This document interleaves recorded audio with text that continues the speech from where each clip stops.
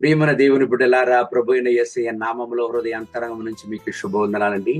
కీర్తనల గ్రంథం 29:11 వాక్యాన్ని చదువుకుని ఈ రోజు కొరకు మనము ప్రార్థన చేద్దాం.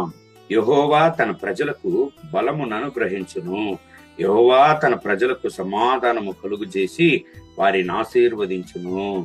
దేవుని బిడ్డలారా, ప్రభు అయిన యేసయ్య, ప్రభు అయిన దేవుడు, పరిశుద్ధాత్మ దేవుడు తన ప్రజలకు ఎల్లప్పుడూ సమాధానమును అనుగ్రహించి వాళ్లను ఆశీర్వదించడమే ఆయన యొక్క హృదయ దాహము. కానీ శత్రువు యొక్క దాహం దేవుని యొక్క ప్రజల యొక్క సమాధానాన్ని చెడపడమే. దేవుని బిడలారా, అసమాధానము దేవుని రాకడకు, చివరి దినములకు సూచన అనే విషయాన్ని మనము మరిచిపోకూడదు. దేవుని బిడలారా, మీరు ఒక ప్రశ్నతో ఉండవచ్చు, ఎందుకు నా సమాధానము ఇలాగ చెడిపోతున్నది, ఎందుకు నా సమాధానాన్ని కోల్పోతున్నాను? ఆ ప్రశ్న మీకుంటున్నదా? ఒక విషయాన్ని అర్థం చేసుకోండి.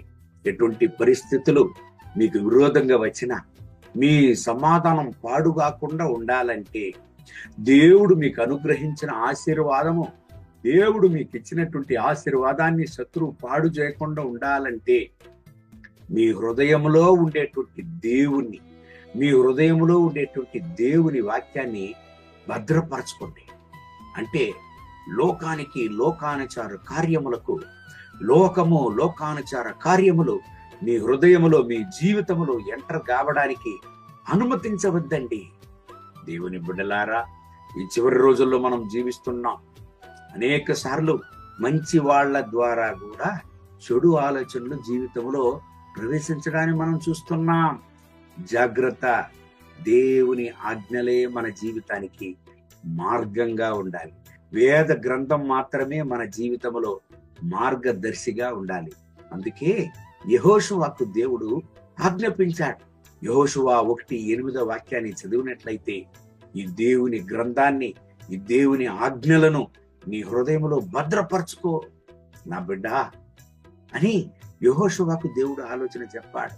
దేవుని వాక్యాన్ని, దేవుని వాక్యాలను మీ హృదయంలో ఎంతగా మీరు భద్రపరచుకుంటారో అంతగా మీరు సమాధానంగా ఉంటారు, మీరు ఆశీర్వాదంగా ఉంటారు.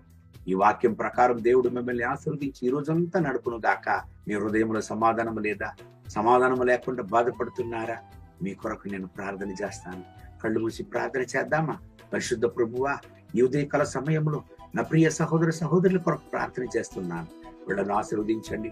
మీ రక్త కోట్ల వీళ్ళను దాచుకోండి, ముట్టండి, సహాయం చేయండి, దీవించండి. మీ ఆరోగ్యాన్ని వీళ్ళకి ఇవ్వండి.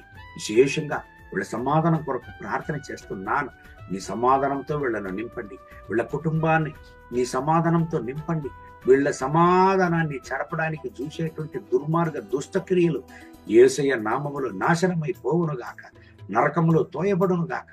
మీ కృపా ప్రసన్నత అపరిమితంగా ఈ బిడ్డల పని దిగిరాని, మీ మహోన్నతమైన ప్రసన్నతతో ఈ బిడ్డలను కూడా నింపి నడపండి, సాయం చేయండి, దీవించండి నాయన. మహిమ ఘనత స్తుతి మీకే. యేసయ్య నామములో వేడుకుంటున్నాం మా ప్రియ పరలోకపు తండ్రి. ఆమేన్, ఆమేన్. May God bless you. Have a good day.